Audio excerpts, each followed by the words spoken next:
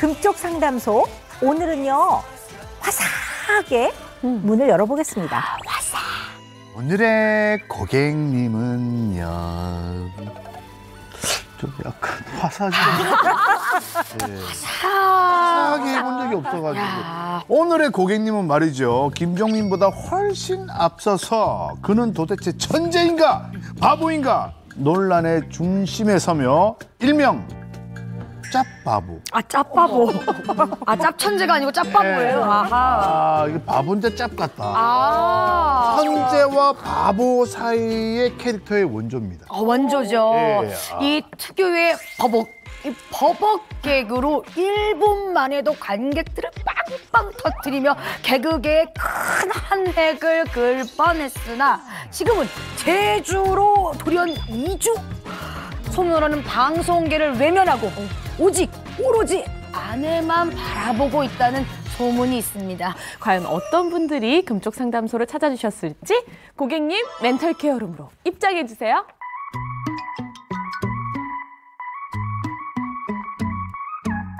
오은영의 금쪽 상담소에 오신 고객님 환영합니다. 자기소개해주세요. 개그하는 쥐희자라고 소개를 할까요? 아니면 쥐하는 개그맨이라고 개그하는 쥐휘자. 할까요?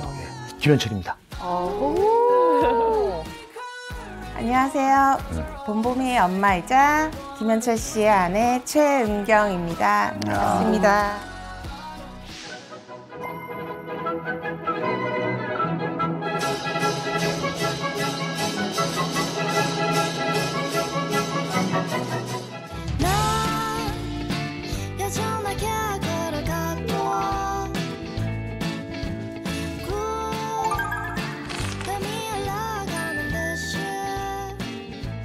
아유, 안녕하세요. 네. 안녕하세요. 앉아요. 아유, 오늘의 웰컴 티는요. 잠깐만. 쥐휘자님 앞에 봄바람 휘날리며 흩날리는 벚꽃잎 로 만든 벚꽃차입니다. 우리 봄봄이 엄마 아빠에게 딱일 것 같아요. 그래요? 이 환절기 눈 건강하고 기침에 좋다고 하니까 한번 드셔보세요. 예. 저도 좀. 좋네요. 예. 네. 아유, 좋아요. 향긋하죠? 예. 제 소개를 나래 양이 지금 하면서 뭐 이렇게 말이야 한 획을 걷으나 이제는 방송을 안 한다고 하는데 안 하는 거 아니에요, 방송. 아니, 이게 소문이 그렇게 도는. 그러니까 그 소문이 잘못돼가지고 그 상담차 우리가 좀 뵈야 되겠다 이 생각을 나는 한 거거든, 사실은. 지금 방송계에서는 김현철 씨가 방송 때려쳤다. 아니야, 형도 나 왜 때려쳐? 넌 알잖아. 예술만 하시겠다. 나는 음악계로 완전히 갔다 클래식계로. 아니지. 방송하고는 안 맞다. 아니야, 방송이 맞잖아. 너 알잖아. 방송이 맞지, 나. 근데 그렇게 소문이 나서 섭외가 없어서 서운한데 그래서 나는 어떻게 하면 좋겠습니까? 라는 상담을 꼭 좀 하고 싶어서. 바로 오 박사님을 뵙기 전에 저희가 지금 좀 짚고 넘어갈 게 있습니다, 지금. 김현철, 진짜 말 더듬나? 설정인가 개그인가? 자막이 이제부터 확 나네. 치는 거야. 자막을 그렇게 쓰면 난 다 알지. 근데 실제로 좀 웃기기 위해서 어눌한 척, 말을 더듬는 척 연기를 하는 것이다. 이런 소문이 돌고 있어요. 그게 지금 했던 얘기가 전부 다 맞죠? 설정입니까? 아니요, 그 설정도 아니고 조금 더듬기도 한데 짧은 시간 동안 뭔가를 좀 이렇게 좀 캐치하려면은 노멀하게 말하는 것보다는 좀 이렇게 좀 급해지고 내 스스로도 좀 이렇게 좀 뭔가 좀 완전 보여주고 싶으니까 이러는데 이게 지금처럼 반응이 생기더라 이거야. 설정 아니야. 그러다 보니까 이게 자꾸 이렇게 된 거예요, 이게 스스로. 제가 원래는 말을 빠르게 했어요. 엄마가 당시에 말더듬 학원, 어려운 진짜 형편의 웅변 학원 보내줬어요. 당시에는 말더듬는 사람들이 많았어요. 웅변 배우면은 말 더듬으면 고쳐져요. 그래서 내가 웅변 학원 가서 열심히 배웠더니 말 더듬 고쳤죠. 1950년 6월 25일 새벽 4시 북한 공산당이 우르르 꽝꽝 쳐들어온 것입니다. 이러면서 웅변했더니 말 더듬 고쳤어. 그랬더니 또 말 더듬는 애들이 또 와. 걔들이랑 또 올리니까는 말을 또 더듬어줘. 그러고 나서 우리 집이 힘들어서 이제는 그만 다녀야 되겠다. 그래서 말 더듬 고쳤다가 다시 더듬는 시기에 그만둔 거예요. 어떻게? 아, 이제 가슴 아픈 사연이. 그리고 나서 쭉쭉 성장했던 거지 내가. 근데 오 박사님 볼 때는 어떻습니까, 김현철 씨가? 이게 약간 설정인가요, 아니면? 아니요, 말 더듬 있으신데요. 아, 빨래 한번 해보세요. 빨래, 빨. 네, 네. 레, 빨래. 빨래.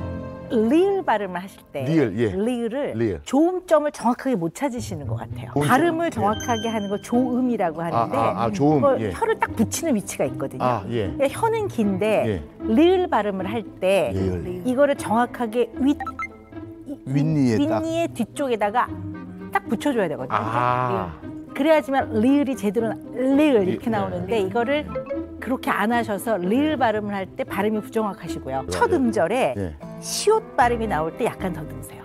시옷 발음이. 네, 상황 이런 거 할 때 예. 상황 이렇게 그러네. 시옷하고 지읒이 예. 발음 특성상 왜 그렇죠? 그게? 그 발음이 예. 발음하기 조금 어려운 발음이에요. 그래서 아이들이 말을 배울 때도 제일 늦게 배워지는 발음이거든요. 시옷하고 지읒이 실제로 말의 속도가 빠른 편이세요. 말을 빨리 하시는데요. 말이 빠른데 하고 싶은 말의 양도 너무 많은데 성격도 급하세요. 급해요. 네. 예. 그런데 많이 급합니다. 네, 그런데 또 이렇게 뵈니까 되게 잘 해내셔야 되는 분이세요. 그러니까 아마 오케스트라 할 때도 그거 정말 완벽하게 아, 예. 부르실 거예요. 맞아요. 어쩜 그렇게 짧은 네. 시간 동안, 야, 대단하시면서. 예. 맞아요. 네. 까떼 소문은 제가 악보를 못 보는 까막눈으로 알고 있는 분들이 있는데 그 많은 악보를 제가 전공 안 한 제가 보고 지금 하기에는 이미 늦었으니까 더 외워서 하자라고 해서 노력형 천재로. 그렇죠. 예, 노천으로. 노력형 천재로. 노천. 네. 예. 잘하시네요. 예. 노천으로 정리하시죠. 네. 아직 고민 시작을 안 했습니다. 이거. 아직 시작 안 했어요. 자, 오늘 두 분께서 어떤 고민으로 금쪽 상담소를 찾아주셨는지 일단 영상으로 함께 확인해 보시죠.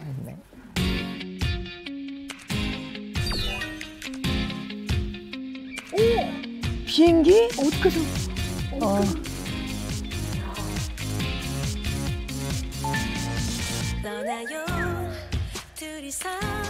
제주까지. 지금 유채꽃 한참 폈죠, 제주도에. 벌써? 우리 또 갔다. 안내, 안내. 우리 또 갔다.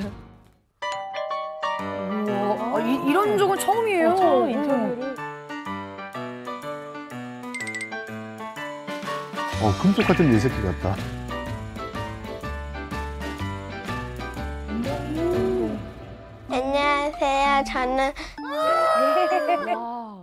안녕하세요. 저는 3학년 김문범입니다. 이름 너무 예쁘다. 애기도 너무 예쁘고.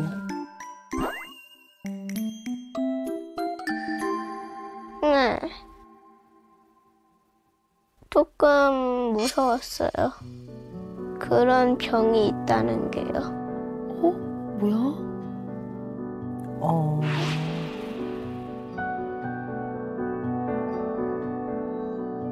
와이프가 답답한 곳을 못 견뎌하고 제주도 가고 싶다 이러길래 뚝딱뚝딱 해서 왔죠. 그래서 벌써 한 4년 넘었습니다.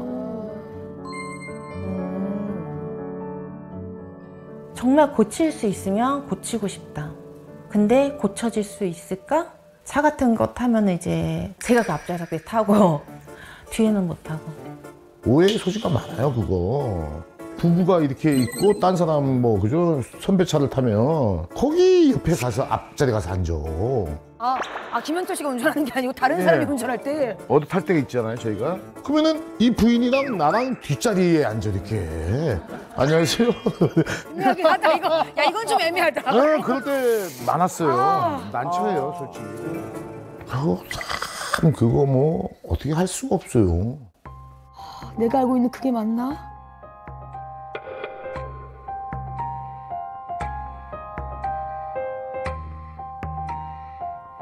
병원에서 공황장애에 폐쇄공포증이 있다.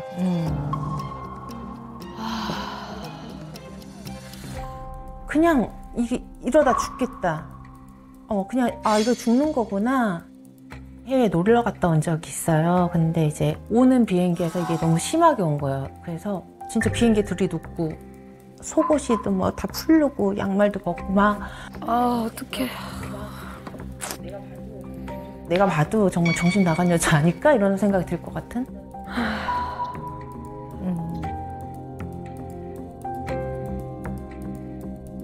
이것도 유전이 있을까? 듣고 나한테 옆에 보니까 이것 때문에 이게 옮는 거 아닌가 이런 생각도 들고 진짜 그것만은 안 됐으면 좋겠다는 생각 있죠? 이렇게 살아가면서 얼마나 힘든지. 이런 사연이 있는지 몰랐습니다. 금쪽 상담소 사상 최초죠. 지금 최대 제작비를 들여서 인터뷰를 하러 갔습니다. 그러니까 저도 좀 말이죠. 미안하게 생각을 하는데 인터뷰하러 서울로 오기가 또 힘드니까 제작진이 와주신 거예요, 사실. 비행기 타기가 좀 힘들어하니까. 오늘도 좀 큰 마음 먹고 오신 거네요. 네, 오늘 아침에 비행기 타고 여기랑 왔는데 지금도 여기 밑에 아까 좀 전에 시작하기 전에 사실 약은 먹었어요. 근데 여기서는 안 먹을 수 있을 줄 알았는데 아까 저기서 이제 문 닫습니다 이 소리를 들으니까 갑자기 저기 안에 나가서 문 닫히고 내 의지대로 나갈 수 없는 환경 뭐 이렇게 터널 같은 데 많잖아요 서울은. 그런데 이제 차밀릴 때 그럼 빨리 나갈 수도 없고 막 이럴 때나 너무 힘들어요.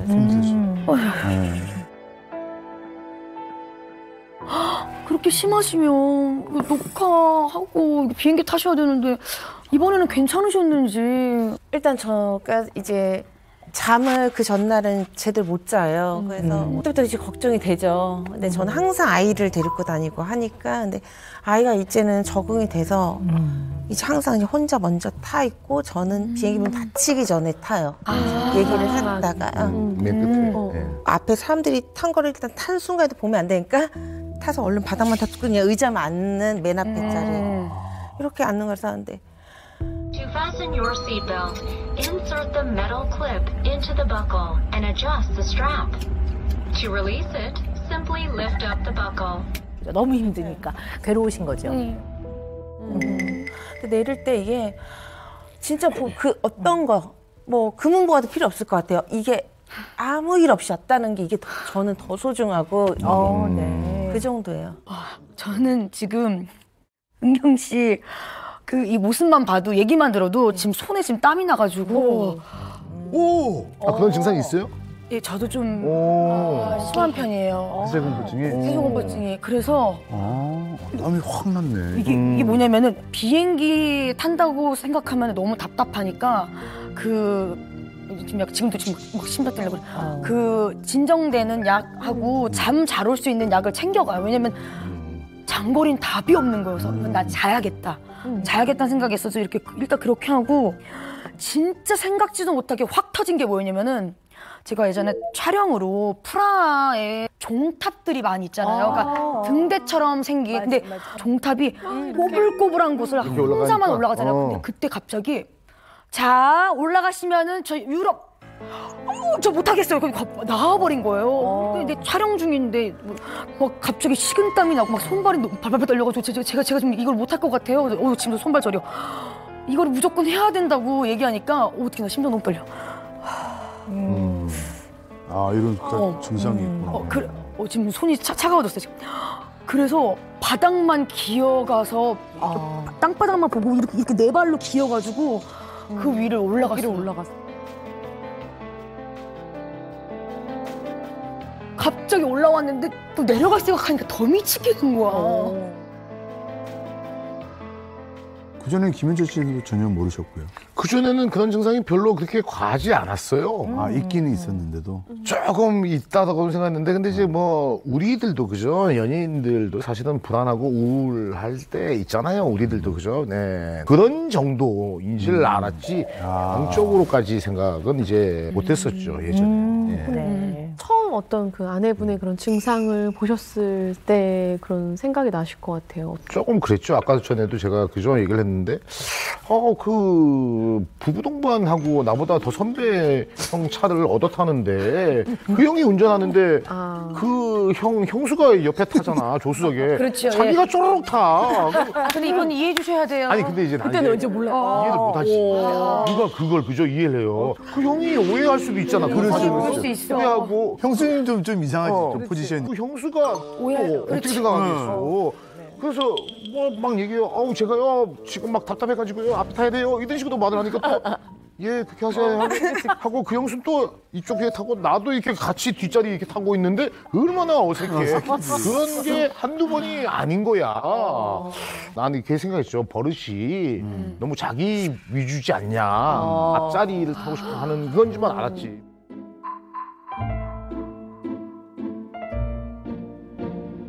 이 공포증도 불안의 일종이잖아요. 근데 언제나 불안은 인간이 자기의 생존과 생명을 안전하게 지켜나가기 위해서 반드시 가지고 있어야 되는 기전이거든요. 근데 우리 은경 씨 같은 경우는 그냥 불안한 정도가 아니라 죽을 것 같은 공포를 느껴서 이것이 일상생활에 영향을 많이 주기 때문에 이제 좀 도움을 받아야 될 부분이다 이렇게 보는 거죠. 언제 제일 처음 시작이 되셨어요? 폐쇄 공포가?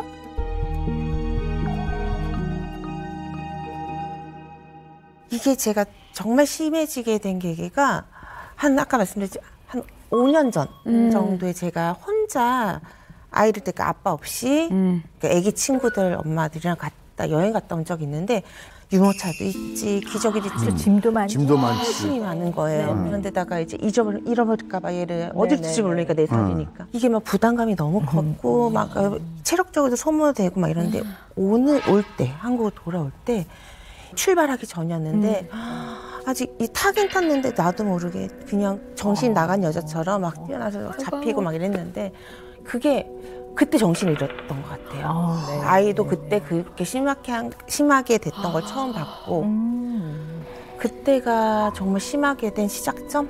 그 어떤 거보다도 이제 혼자 아이를 데리고 여행을 갔는데 손에서 놓으면 외국에서 큰일 나는 거란 말이에요. 그러니까 이것도 어떻게 보면 안전하고 관련이 있는 거죠. 그러니까 뭐 생명을 잃는 건 아니지만 어쨌든 안전하게 생존을 하기 위해서 그리고 얘를 잘 지키기 위해서 아마 그때 굉장히 불안이 높은 상태였던 거죠. 근데 그런 상태에서 이제 여러 가지 잘 소화를 시킬 수 있는 선을 넘어가 버린 거죠.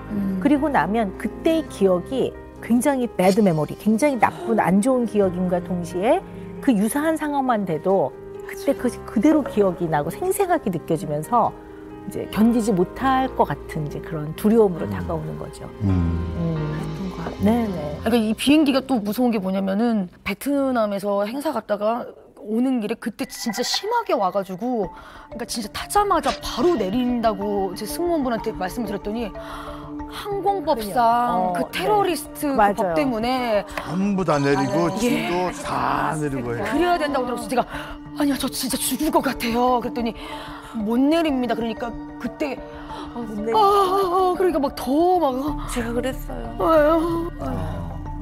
저는 이게 힘들거나 컨디션이 안 좋으면은 이게 완전 세게 발현이 되고 조금 컨디션이 나아지면은 그래도 그게 심하진 않더라고요.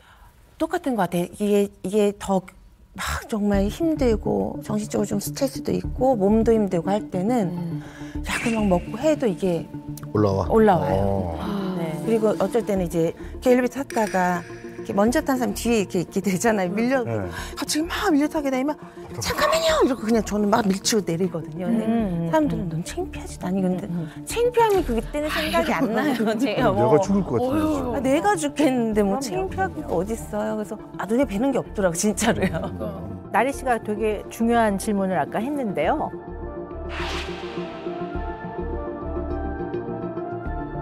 피곤하면 몸 안에 락틱 엑시드라고 하는 젖산이라고 하는 게 몸에 쌓여요. 근데 이 락틱 엑시드가 공황 유발 물질이에요. 그래요? 네, 그래서 피곤하면 훨씬 더 심해지는 게 다 그런 이유거든요. 그러니까 우리가 보통 유쾌하게 운동을 한 거랑 운동을 해서 근육을 사용한 거랑 노동을 해서 막 이삭을 막 나르고 이래서 근육을 많이 사용한 거랑 다르단 말이에요. 어머.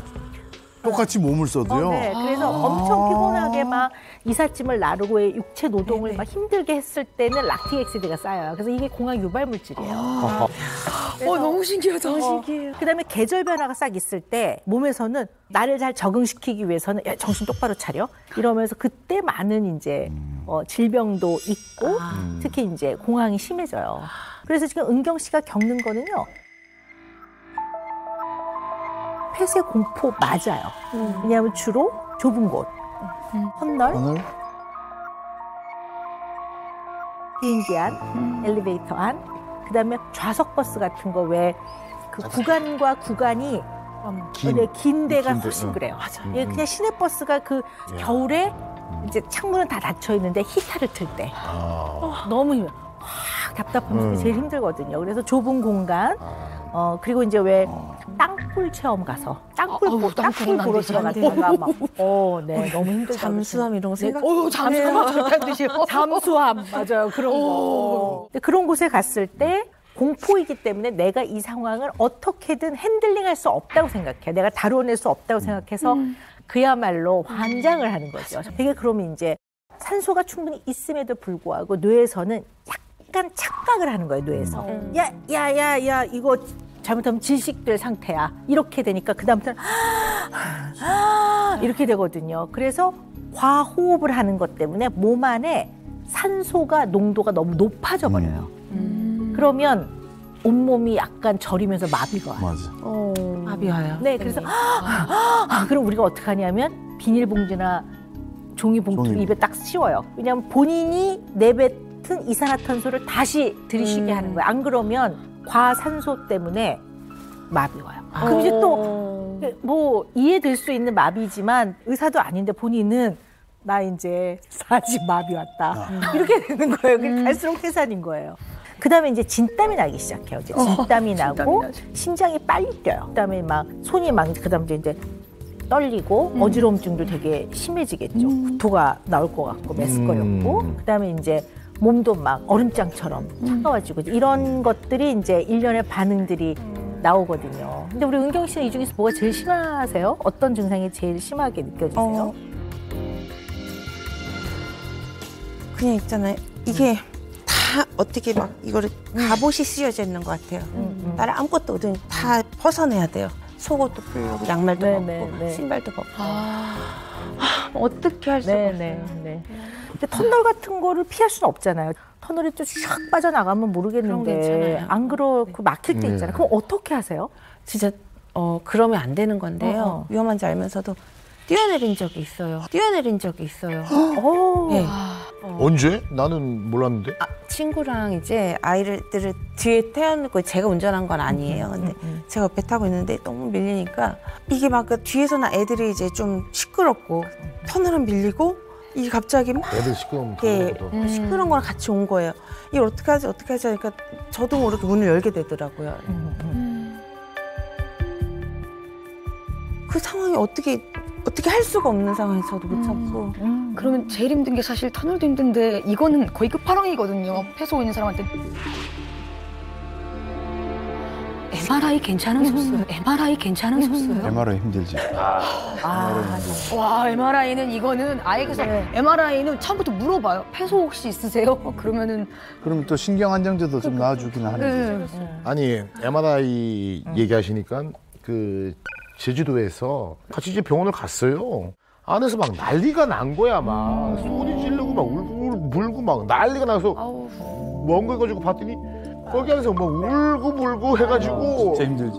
애가 오죽하면 엄마 이거 참아야 돼 이러는데도 애한테 내가 어떻게 참고해서 못하고 왔어요. 끝내는 맞아요. 못하셨어요? 못했어. MRI들 그래서. 그래서 막 초이냄이 나와. 이거 보고 내가 다 뽑아버려야 되고 막 이게 난 뛰쳐빨리 나가서 숨을 쉬어야 되는데 밖을 보고 근데 몰라요. 창피한 것도 없고요. 맞아.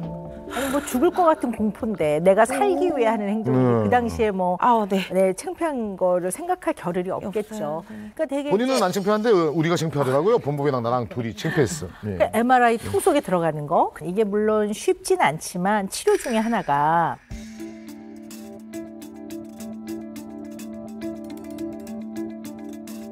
인지행동 치료가 굉장히 중요한데요. 인지행동 치료가 뭐냐면 절대로 산소가 부족하지 않으니까 절대 안 죽는다예요. 근데 이제 우리가 뇌에서 착각을 해서 야 질식 이렇게 이제 명령을 내리면 심장은 막 야 산소 공급량 늘려야 되니까 탁탁탁 빨리 뛰고 그다음에 이렇게 하거든요. 근데 조금 시간 지나니까 야 별 문제 없네. 그러면서 이제 몸에서는 다시 균형을 잡는단 말이에요. 그 시간까지를 증상은 있어도 이 통제권을 딱 갖고 본인이 안정되는 걸 무지하게 치료적 접근으로 노력을 하셔야 되는 면이 있는 거예요. 그리고 나서는 그 통제력을 잃었던 것 때문에 너무 수치스럽죠. 그러고 나면 그리고 또 두렵죠. 다음에 또 겪을까 봐. 그러면 이제 생활 속에서 엄청나게 제약을 거는 거야. 제한이 생기는 거야. 밖에도 안 나가. 뭐 사람도 잘 안 만나. 대인관계도 다 문제가 생겨. 뭐 이렇게 되는 거죠. 그래서 나의 어떠한 문제 양상을 알려야 돼요. 증상을 알려야 되고. 그러면은 이제부터 여기다 그치 나는 조금 답답해하는 사람이니까 앞자리를 양보해 주세요 이렇게 좀 써가지고 댕기면. 근데 어쨌든 괴로운 건 네 정말 충분히 이해합니다. 아니 박사님 그러면 네. 이 폐소공포증 왜 생기는 거예요? 왜? 그래. 도대체 왜? 아마 우리 은경 씨가 혹시 유전되는 거 아닐까요?라는 이제 그 걱정 그리고 궁금증하고도 좀 어떻게 보면 연관되어 있는 지금 질문인 것 같아요. 이런 생각을 해보셔야 돼요. 딸을 본보미를 낳아 보니까 진짜 야 네네 그죠? 너무 똑같죠? 아까 얼굴이 깜짝 놀랐어요. 아빠랑 똑같아. 아니요 저 닮았다 그러면 애가 좀 안 좋아할 수 있으니까. 엄마 왜? 닮았다고 좀 힘들어요. 아니 여기는 엄마를 닮았는데 요 가운데는 뭐 어떻게 다행 중 불행입니까? 아니면 아니죠. 뭐, 좋죠. 예. 부모를 닮는다는 거 얼마나 좋은 건데요. 이게 다 DNA. 그러니까 DNA를 공유하죠. 그래서 이제 이런 부분에 있어서 아까 불안이라는 거는 인간은 다 불안을 갖고 있어야 되는데 어느 정도 불안을 부여할 것인가는 또 개인의 어떠한 생물학적, 유전적, DNA적인 특성이 어느 정도 관여를 한다고 보는 거죠. 약간 얘가 나를 닮아서 좀 겁도 많아요. 뭐 이런다든가 아니면 긴장을 많이 하고 불안이 좀 약간 높게 설정될 그러한 부분은 약간 닮죠. 근데 그걸 닮는다고 해서 다 치료를 받아야 되는 불안으로 진행되는 거는 아니에요. 그러면 은경 씨는 그냥 원래 그냥 아주 기억하는 한 어릴 때부터 좀 조심스럽고 신중하고 위험한 건 잘 안 하고 좀 그랬을 가능성이 크단 말이에요.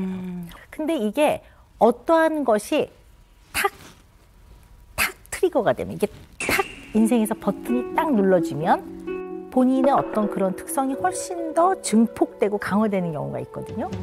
예를 들어 폐쇄공포는 관련되는 게 몇 가지가 있는데요.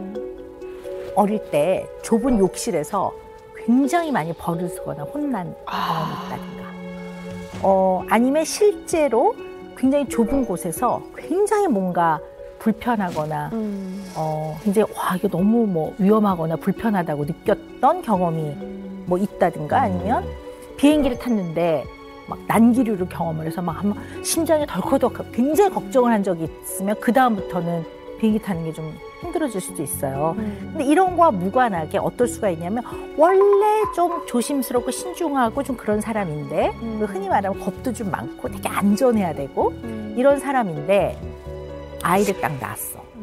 근데 얘를 낳고 보니까 세상 이거는 정말 내 인생에 내가 인간으로서 정말 이렇게 사랑하고 이렇게 귀한 대상이 생겼네. 그러면 이 아이와 관련돼서 불안이 확 높아지는 경우가 있어요.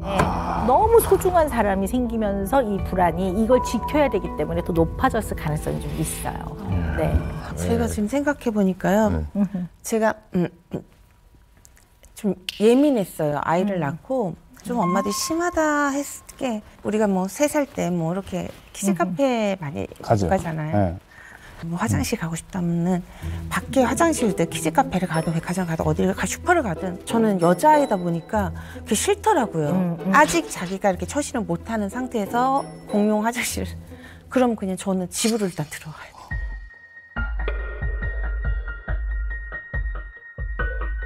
되게 예민했고 지금도 역시나 똑같은데 학교 가기 전날 아무리 늦은 시간이 되더라도 저는 이불 교복, 머리핀, 딱 세팅해놓고 세팅, 빗, 로션, 양말, 가방 쭉 세팅이 되어 있어요. 그거 봐. 폐쇄 공포가 아니어도 이런 면이 좀 있는 거예요. 근데 이게 뭐 나쁜 건 아니지만 나한테 이런 면이 좀 있구나. 그래서 원래 그냥 결혼을 안 하고 아이를 안 낳았다면 꼼꼼한 사람을 살았을 거예요. 딱 정리정돈 잘하고 정확하고 꼼꼼한 사람을 살았을 텐데.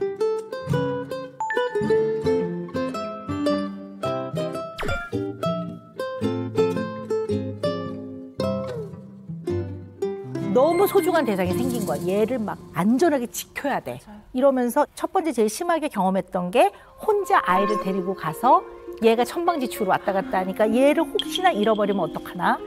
평소에 불안이 5 정도 불안을 느껴야 되면 은경 씨는 평소엔 7이었다면 그때 그 상황은 한 50만큼 불안이 확 올라간 거죠. 그래서 도저히 내가 감당할 수 없는 정도의 불안이 된 거죠. 그러니까 막 난리가 난 거지. 아니 근데 은경 씨한테 좀 여쭤보고 싶은 게 있는데요. 그러면 치료를 좀 적극적으로 받을 법한데 어떻게 잘 받고 계세요? 치료를 적극적으로? 맞아요. 그게 또 제가 그 공황장애 중에 폐쇄공포증이 있다고 얘기를 들은 게 제가 그때 아이를 데리고 4살 때 여행 갔다 온 후에 서울에 있을 때거든요. 이렇게 해서 상담 조금 하고 약을 처방을 받았던 거예요. 근데 이제 사람이 우리가 아이가 아프다고 하면은 요만큼 상처가 나도 병원이 아무리 멀어도 가게 돼 있거든요. 아이 엄마가 되다 보니까 그렇게 됐는데 내가 아프면은 그냥 좀 요거 맞고 임시방편 되면은 안 가게 되더라고요. 이게 나를 위해서. 제주도를 또 막상 오니까 요런 병원을 찾는다는 게 우리 집에서 1시간 이상을 가야 되고 가서 치료를 받는데 한 2시간 또 집에 오는데 1시간 너무 많은 시간 4-5시간이 소요되는데 나를 위해서 굳이 이렇게 못 하겠더라고요. 안 되고 이런 저의 의지도 너무 약했던 것 같아요. 일단 곳곳에 좀 겁과 소심함이 있긴 있는 것 같아요. 지금 보면 이제 옛날 아이 낳기 전에도 좀 겁도 많고 그런 면도 있었고 이런 특성을 가진 분들은요 의사가 처방을 해줘요. 하나를 먹어라. 그러면 꼭 바달만 드세요. 꼭 바달만 드세요. 왜요? 왜? 많이 먹게 될까봐. 이걸 미리 걱정한다니까. 아니 그래서 내성 생길. 그래서 우리가 뭐 이런 아니 처방대로 드시라고요. 그래도 아유. 많이 먹게 될까봐 밥만 먹는데 그러니까 증상이 안 나. 안 나. 왜 우리 주변에 보면 치료 잘 안 받는 사람들이 있어요. 경험한 사람들이 있어요. 그런 분들이요. 3가지 유형이 있어요. 첫 번째는 자기 과신. 내가 잘 알아. 뭐 의사들이 뭘 알아. 내가 더 잘 알지. 그리고 어떤 분은 내가 더 잘 치료할 수 있어. 그러면 우리가 이러죠. 두 번째는 너무 자기 방어 유형, 자기 방어. 왜냐하면 가서 무슨 소리를 듣게 될까 봐. 그래서 오히려 더 미루는 거죠. 건강검진 받으러 갈 때 결과 들으러 갈 때 제일 떨려요. 네. 그리고 자기 방임. 근데 우리 은경 씨 약간 그런 면이 있는데 자기 방임이라는 거는 나를 좀 내가 잘 챙겨야 되잖아요. 이거에 내가 그럴 만한 가치가 있나? 나를 위해 이렇게 시간과 비용을 뭐 쓰는 건 뭐 이런단 말이에요. 마음은 이해되지만 하나만 알지 둘은 모르는 거란 말이에요. 왜냐하면 폐쇄 공포나 공황이 치료를 받으면 증상이 훨씬 덜해진단 말이에요. 일단 50만큼 올라간 게 10 정도로 낮아지면 불안은 하나 내가 조절하거나 통제하거나 이 상황을 다루어낼 수 있을 정도로 낮아지는 게 되게 중요하고 그게 성공적 경험이라고 하는데 그게 많이 생겨야 이 증상으로 인해서 내 생활에 부정적 영향을 받는 거를 많이 줄여서 결국 증상이 좀 있더라도 내가 일상생활에 내가 해야 할 일과 나의 안정감을 유지하고 사는 거 이게 치료의 목표거든요. 그래서 치료를 제대로 받으시라는 얘기예요.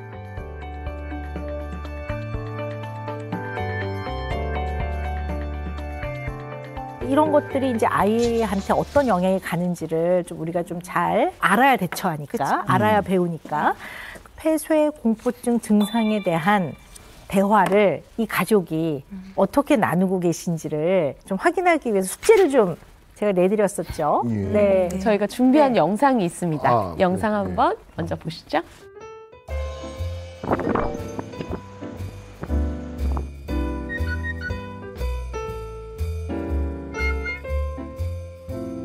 본범아, 엄마 또 이상 반응 생겼을 때는 어떻게 하노? 본범이는? 응? 응. 도와주지. 어떻게 도와줘? 응, 말 안 하는 거. 아이고 착해. 어머아, 이제는 할 수 있지. 봐봐. 들어가서 너 자리 알지? 응. 거기 가서 앉고 얌전히 앉아서 낼 때까지 말 건다 안 건다?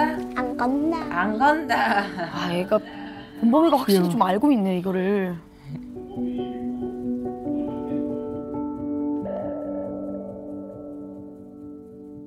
아버지는 본범이 믿고 먼저 가 있는 거예요. 너를 챙길 사람은 아무도 없어. 너를 챙길 사람은 아무도 없어. 너는 누가 챙겨? 나. 어머.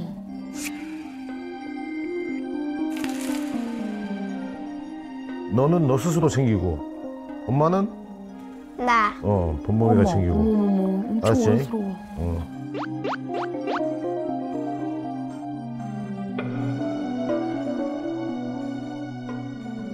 여기 오기 위해서 저렇게 한걱정 회의를 하고 왔다니까요. 근데 우리 그 본범이도 보면 그 최은경 씨 그 폐쇄공포증 증상 일어났을 때 봤을 거 아니에요. 그죠? 네. 그때가 몇 살이었어요? 그때가 4살. 그때는 본범이가 어떻게 했나요, 그러면? 제가 이렇게 착석을 하려고 앉았다가 아, 일본에서 올 때 비행기. 예. 아. 아까 일단 아이한테 쓰러졌거든요. 근데 아이는 그때 처음 이런 걸 봤는데 그 4살짜리가 아직도 기억나는데 이렇게 등을 이렇게 한마디 안 걸고요. 어머머. 울지도 않고.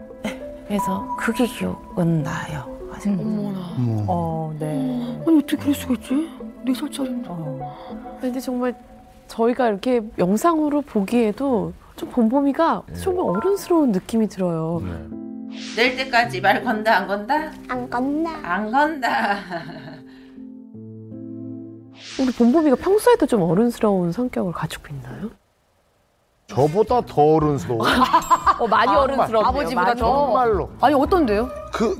저는 말이죠. 어렸을 때 이 아이를 혼낸 적이 왜 혼냈냐면은 인사를 제대로 못한다고 내가 좀 어디 혼냈어요. 학교 공부 못한다 이런 걸 가지고는 혼내지는 않고 인사 잘해야 돼. 어른들 만나면 인사 잘해야 된다고. 그게 아버지를 욕먹이지 않는 거야. 어른들 보고 인사 잘하면은 가끔씩 용돈도 줘. 이렇게 하면서 혼냈는데 아이가 성장하면서 이렇게 보니까 나보다 더 어른스러운데 혼낼 이유가 없더라고. 그래서 내가 혼내본 적이 그 서너 살 이후로는 없어요. 아 인사교육 빼고는? 그 정도로 어른스러워요. 그 보면은 아이가 설날에 옛날 이렇게 아 맞아. 할머니 할아버지 댁에 가면은 이렇게 그 세뱃돈을 받고 하잖아요. 그 아이들은 신나서 그럴 텐데 이렇게 오기 전에 할머니 할아버지한테 이렇게 큰 액수는 아니지만 맛있는 거 사드시라고 이렇게 좀 용돈 드리면서 눈물을 좀 흘리기도 하고. 아, 애가 할아버지 할머니한테요? 애가 할아버지 할머니한테 용돈을 드린다. 아니 그걸 내가 봤는데 진짜 깜짝 놀란 게 작은 그 이제 세배날 그죠 세배하고 이제 이렇게 봤더니 뭐 하나 봤더니 혼자 이렇게 뭐 지갑에서 뭐를 혼자서 꼼지락 하더니 이렇게 해가지고 할머니 맛있는 거 사 먹어 이렇게 주는 거야. 그래서 내가 봤더니 2만 원이더라고. 어머 큰 돈인데. 또 그리고 나서 또 이렇게 꼼지락 하더니 이번에는 할아버지 안 줬으니까. 어머나. 할아버지한테 가서 이렇게 주는데 할아버지가 조금 아파요 지금 아프신데 갑자기 할아버지도 어이가 없는지 웃더라고. 그게 얼마나 큰 역할을 하는지 내가 그저 혼낼 이유가 없다라고 나는 생각을 해서 혼내지를 않아요. 난 정말. 딸이 뭐 혼낼 이유가 없네. 얘가 보면은 이제 아직까지는 이제 아침에 빨리 준비도 해야 되고 하니까 저는 단지도 담가주고 양말도 신겨주고 빨리 이제 늦었으니까 해주고 싶으면 하면은 단추 하나 잠가도 이렇게 손을 잡고 이렇게 엄마 아팠지 이렇게 해줘요. 그리고 신발을 신겨줘도 그러고 오늘도 같은 경우인데 공항 오기 전에 저는 물이 꼭 필수예요. 왜냐면 약을 언제라도 먹어야 되니까 항상 생수병을 이렇게 사다 이렇게 백에 넣는데 만약의 경우에 대비해 제가 보면은 이제 다시 뺏을까봐 자기 가방에 몰래 담더라고. 담아요 항상. 무거울까봐. 그리고 이제 그냥 지갑만 있으면 되니까 지갑 한 개만 넣고 가. 엄마 어깨 아파 이런 식으로 약간 하고 다 빼서 자기 거에 넣고. 어떻게 이럴 수가 있지? 그런 거 보면은 참. 아이 가방을 제가 뭐 들어봤더니 나도 무거워서 매기가 힘들더라고. 엄마 걸 다 자기가 챙겨서 넣으려고. 뭐 아이가 좋은 아이인 거죠.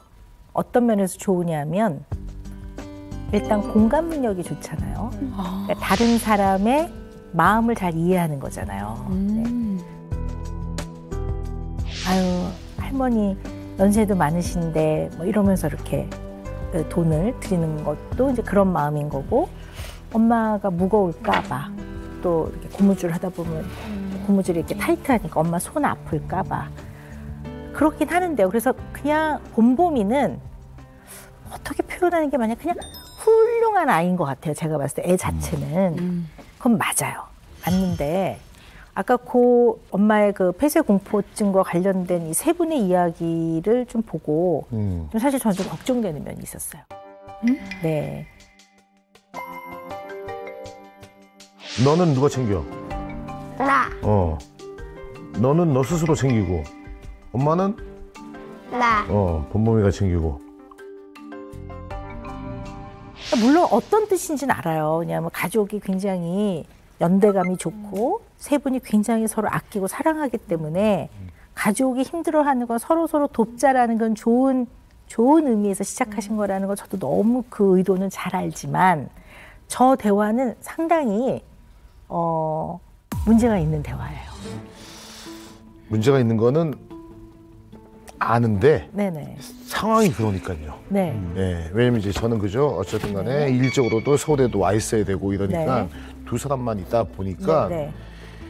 어쩔 수 없이 아이한테 이렇게 좀 네가 그렇죠. 좀 네. 챙겨야 된다라고 말을 해줄 수밖에 없는 네. 상황이 좀 물론이죠. 그렇군요. 예. 이해하죠. 앞뒤 예. 상황은 이해하는데요. 예. 그러니까 아이가 정말 흔히 말하는 의젓하고 공감 능력이 어른스럽고. 좋고 그건 걔의 장점인데요. 언제나 그걸로 모든 걸 다 보자기에 싸버리면 안 될 것 같아요. 왜냐하면 봄봄이는 아이잖아요. 그죠? 이 아이가 어른이 아니에요. 그렇죠. 네. 근데 이 아이가 잘 처리한다고 해서 어른의 역할을 아이한테 맡기시면 안 돼요. 그건 굉장히 아이한테 버거워요. 왜냐하면 얘는 비행기 탔을 때 사실 나름대로 즐거울 거예요. 주스도 한 잔 주고 사람들 구경도 하고 창밖 보면 구름도 보이고. 근데 결국 약간 자기가 맡은 역할이 있잖아요. 자기가 어른인 부모인 엄마를 자기가 보살펴야 돼요. 그러면 얼마나 긴장되겠어요. 비행기 탈 때마다. 무슨 일이 있으면 어떡하지? 나는 어떻게 해야 되지? 그럼 이 아이는 비행기 여행이 그리 즐겁고 기쁜 기억으로 안 남아요. 언제나 내가 해야 되는 숙제가 많은데 그 숙제는 사실 아이가 감당하기에는 좀 어려운 숙제예요. 낼 때까지 말 건다 안 건다? 안 건다. 너를 챙길 사람은 아무도 없어. 너는 너 스스로 챙기고, 엄마는 나. 봄봄이가 챙기고. 그래서 봄봄이 같은 아이들이요, 자칫 잘못하면 이런 아이들을 parental child라고 그래요. 그게 뭐냐면 뭡니까? 부모 역할을 하는 아이. 그러니까 오히려 부모를 돌보고 부모를 보호하고 부모를 챙기고 내가 뭔가 약한 부모를 챙겨야 된다고 생각한단 말이에요. 그러니까 이제 자꾸 또 야 의젓하다 그러면 그게 또 나야. 봄봄이 입장에서는 그게 나야. 그러면 어느 날 하기 싫어. 이거 하는 건 나답지 않아. 그 잘못하면 어떻게 보면 그 틀을 씌우는 거니까 바람직하지 않거든요. 그게 제일 걱정이에요. 때를 안 쓰겠네요. 네. 웬만하면 써요. 이런 아침에 깨울 때 애들 뭐 힘들다고 하는데 깨우면 일어나고. 아이가 벌떡 일어나요? 내가 깨워봤더니 3번 딱 불면 일어나. 와. 우리 때 그죠? 학교 가기 싫어서 아이고, 난리 진짜 났네. 맞아요, 진짜. 5분만 10분만 그리고 우리 때는 그죠? 뭐 세수대 아들 놓고 한참 쳐다보다가 엄마 등짝에 맞아서 세수하고 그랬잖아. 예. 맞아요. 얘는 본보마 일어나. 그래서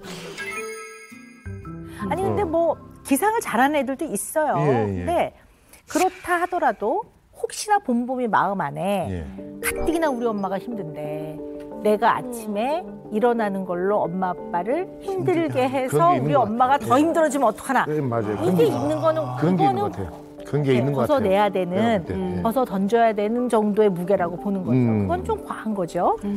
지금 필요한 것 같아요. 네네. 제가 아무것도 못하게 해요. 봄봄이가 아무것도 못하게. 엄마를. 예. 아니 그러면 이 부모화된 아이? 네. 그러니까 들었을 때는 뭔가 되게 철든 것 같고 막 부모를 막 잘 챙겨서 막 그러니까. 부모님을 엄청 막 효도하는 느낌인데 이게 좀 잘못되면 문제점이 뭐가 있어요? 가장 핵심은 사람은 자기 위치에서 해야 될 역할이 있고 거기서 소통해야 되는 부분이 있는 거거든요. 정서 소통이. 그러니까 바꿔 말하면 부모는 부모의 위치에서 해야 되는 역할과 그 위치에서 줘야 되는 사랑이 있는 거거든요. 이게 바뀌는 거는 구멍이 생겨요. 뭔가 가장 가까운 부모한테 어떨 때는 다리도 쭉 뻗어봤다가 힘든 건 쓱 얘기도 하고 도움도 받고 그래야 되는데 그거를 편안하게 못할 수도 있다는 얘기예요. 왜 엄마를 나는 케어해야 돼. 내가 오히려 엄마를 보호해야 돼. 맞아요. 근데 우리 엄마를 힘들게 하면 안 돼. 그렇게 생각해요. 그러니까 내 이 사랑하는 우리 엄마가 수명을 주면 어떻게 이렇게 너무 안 됐잖아요. 그죠? 사람이 좀 편안하게 살아야지.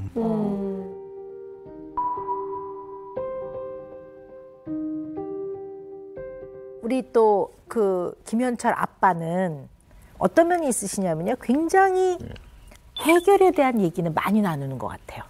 아내하고도 그렇고 딸하고도 그렇고. 근데 뭐가 빠져 있냐면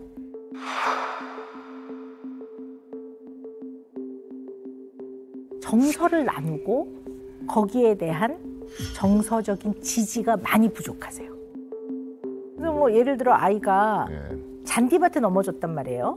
그럴 때 해결책을 늘 주는 아빠들은 뭐라고 말하냐면 아니야 괜찮아 일어나 씩씩해 뭐 이렇게 한다든가 이거 넘어지지 않으면 못 배워 다 맞는 말이죠. 근데 그걸 잘못했다고 말씀드리는 거는 아니고요. 이때 애들이 아파 할 때는 그래도 내가 넘어져서 좀 무서웠어요 이 얘기거든요. 요거에 대한 정서적인 공감과 지지를 안 해주는 거예요. 애들이 아파 그러면 뭐 다쳤어 보다는 아예 넘어지니까 좀 무섭지.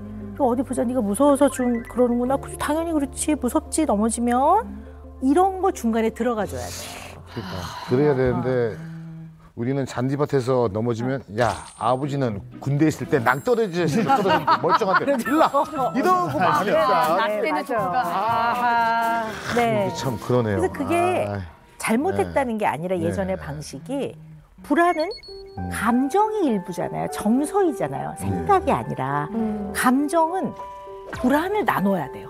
어떻게 해야 되느냐를 먼저 얘기하는 게 아니라 불안을 먼저 나눠야 돼요. 그럼 애가 그때 너는 어때? 그러면 애들이 자기 감정을 얘기해요. 난 되게 무서웠어. 뭐가 무서웠어? 엄마 죽을까 봐. 안 죽긴 해. 근데 넌 무서웠구나.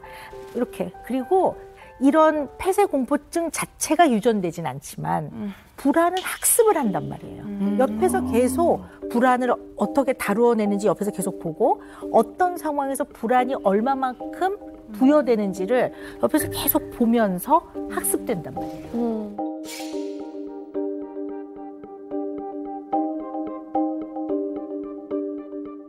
그럼 선생님 불안을 학습한다 그러면 네네. 그럼 봄봄이도 좀 불안도가 높다라고.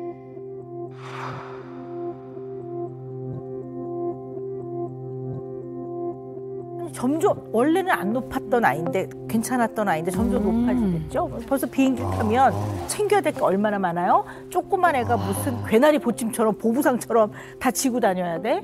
그럼 그 준비한 거 하나만 빠지면 불안해지잖아요. 맞아요. 네. 실제로 지금 이제 봄봄이는 과연 지금 어떤 상태입니까? 네. 풀어봐야죠. 이제는 네. 정말 봄봄이의 이야기를 들어볼 때인 것 같습니다. 준비한 영상 함께 보시죠. 네. 왜요? 엄마가 힘드니까요. 엄마가 맨날 막 무거운 거 들고 다니고 그래가지고 막 여기 한쪽 어깨 막 아파하고 그래가지고 물 같은 건 있으면 제 가방에 몰래 넣어두는데 엄마가 눈치가 빨라가지고 빼요. 엄마가 해야 될 얘기 아니에요? 왜 봄봄이 가방에 넣어? 왜냐면 저는 안 무겁고 엄마가 무거우면 좀 그래가지고. 어머. 마트 가거나 그럴 때는 막 하트 같은 거 제가 깔고 그래요. 엄마 손 아플까 봐 해서. 아이고. 어머.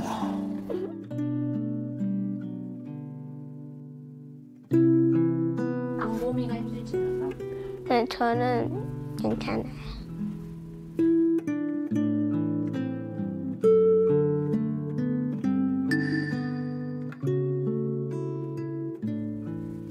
그때 한 6살? 뜰 때 어지러워 해가지고 승무원이랑 다 와가지고 약 먹었어요. 다 기억한다니까.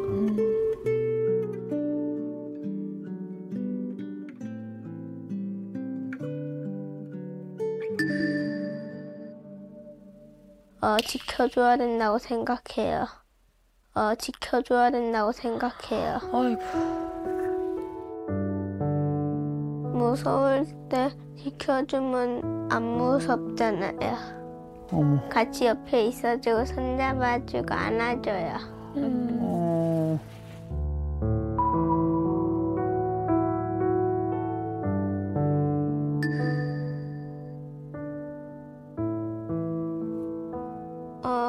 많이 못 챙겨줬을 때? 아이고. 아빠가 힘들 때 추운데 아빠가 교문에서 계속 기다렸거든요. 그때 좀 싶었어요. 아유, 아유.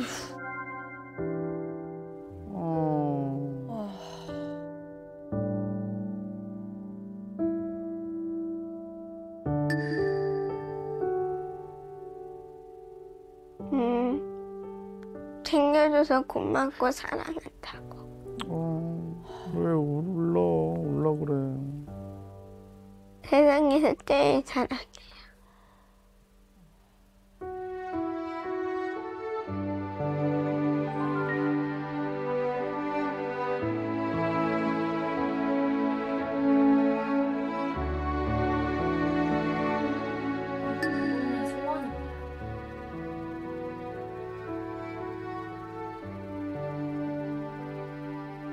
우리 가족 죽지 않기? 우리 가족 죽지 않기?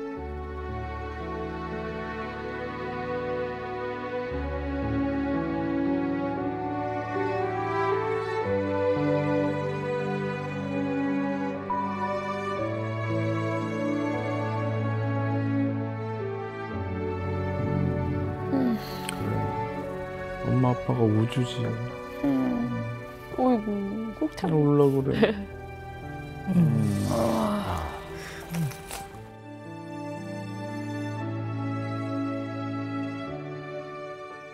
아니 근데 선생님 참 저런 걸 가르치지 않았는데 어떻게 저렇게 다 아이가 저렇게 아주 잘 키웠나 봅니다. 네, 맞습니다.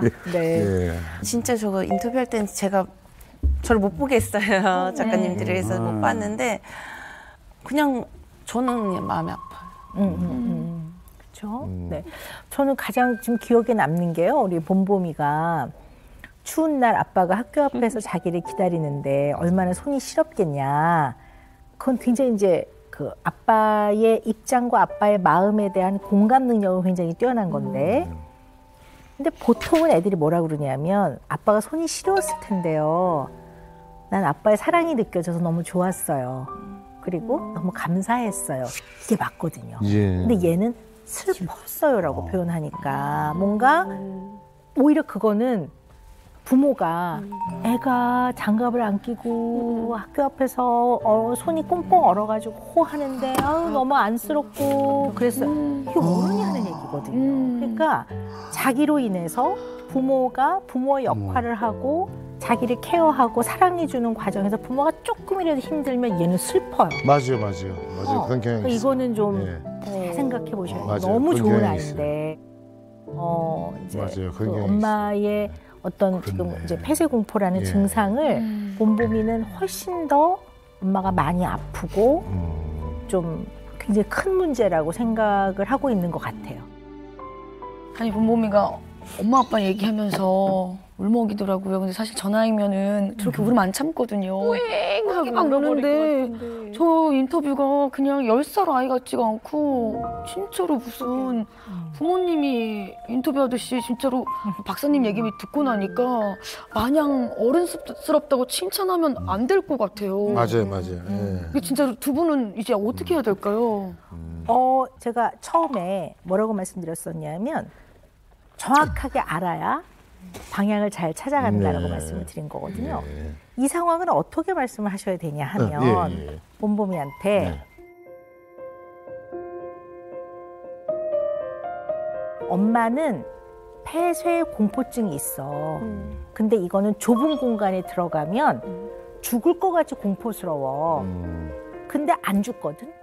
그리고 그 안에서 내가 만약에 도움이 필요하면 승무원이나 어른들이 도와주실 거야. 그러니까 네가 너무 두려워할 필요 없고 그 네가 해결하려고 할 필요가 없다라고 말해줘야 돼요. 그리고 창피할 것도 없어. 왜냐하면 사람이 있잖아 죽을 것 같은 공포를 느낄 때는 아야 창피한 거 뭔가 없어. 원래 엄마 그런 사람 아니잖아. 이렇게 얘기해줬을 때 애들이 편하단 말이야. 비행기 타서 너는 즐겁게 가. 그다음에 이제 애가 물을 챙기면 얘 그 무겁게 뭘 챙기니? 엄마 물 필요하잖아. 사면 되지. 비행기 타서 물 달라 그러면 돼. 걱정 마. 이렇게 해서 언제나 벌어진 상황에 합당하게 처리하는 거 애들이 보고 자라야 불안을 낮추고 사는데 이 세상의 모든 걸 어떻게 다 준비하고 삽니까? 내 앞에 있는 아이는 아직 어리니까 이 나이 어린 아이가 잘 받아들일 수 있는 방식으로 또 표현을 해주면 훨씬 좋겠죠. 네. 박사님 이제 은영 매직 시간입니다. 네. 어렵게 비행기를 타고 이곳까지 찾아주신 김현철, 최윤경 고객님께 내려주실 매직 무엇인가요? 사랑은 크레센도, 육아는 아마빌레입니다. 재밌습니다. 육아는 사랑스럽게. 사랑은 점점 더 세게, 육아는 사랑스럽고 아름답게. 아마빌레 좋다. 이게 더 좋은 것은 클래식 용어를 이렇게 써주셔가지고 참. 감사합니다. 그 아까 전에 그죠? 하신 말씀 중에서 그저 보통 사람들이 자기 아프면은 안 가지만 아이 아프면은 가잖아요. 그런 생각이었는데 그 말씀을 내가 가서 치료하는 것이 곧 아이를 위한 거다라고 한 말씀 때문에 아마 이제는 병원에 가지 않을까 생각합니다. 맞습니다. 너무 유쾌한 시간이었고요. 선생님께 너무 감사드리고요. 봄봄이가 근데 꼭 한마디를 꼭 하고 싶다고. 봄봄이가 웬만하면 뭘 사달라, 뭘 해달라 손 제일 찡얼거리잖아요. 앞으로 아빠가 이렇게 TV에 많이 좀 나왔으면 좋겠다고. 의자를 그 얘기 한번 하세요. 그 방송 관계자들한테 저 방송 때려친 거 아닙니다라고 강력하게 한 말씀하세요. 자, 보셨지요? 저 이렇게 클래식 G만 하는 사람 아니니까요. 아니, 카메라 이쪽입니다. 카메라부터 찾으셔야 될 것 같아요. 어딨어? 카메라 이쪽에. 카드를 안 부르니까 카메라 자체를 잊어버렸다. 저렇게 생겼구나, 카메라가. 자, 앞으로 말이죠. 예, 종종 뵙고, 예, 예전의 즐거움도 좀 함께 좀 했으면 합니다. 예, 자주 불러주세요. 네, 여러분 세상 속 모든 고민을 속 시원하게 풀어드리겠습니다. 오은영의 금쪽 상담소로 많이 놀러 오세요. 놀러 오세요.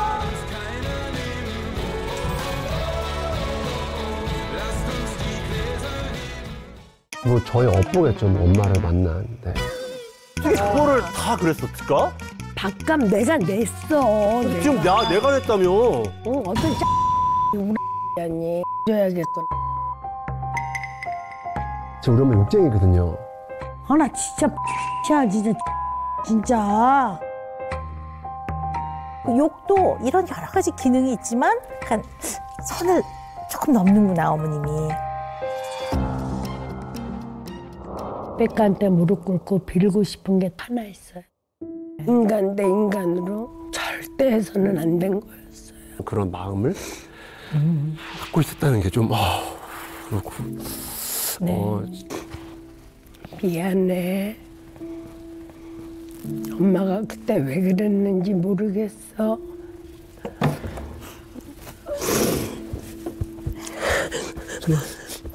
하지 마. 왜 그래? 채널 A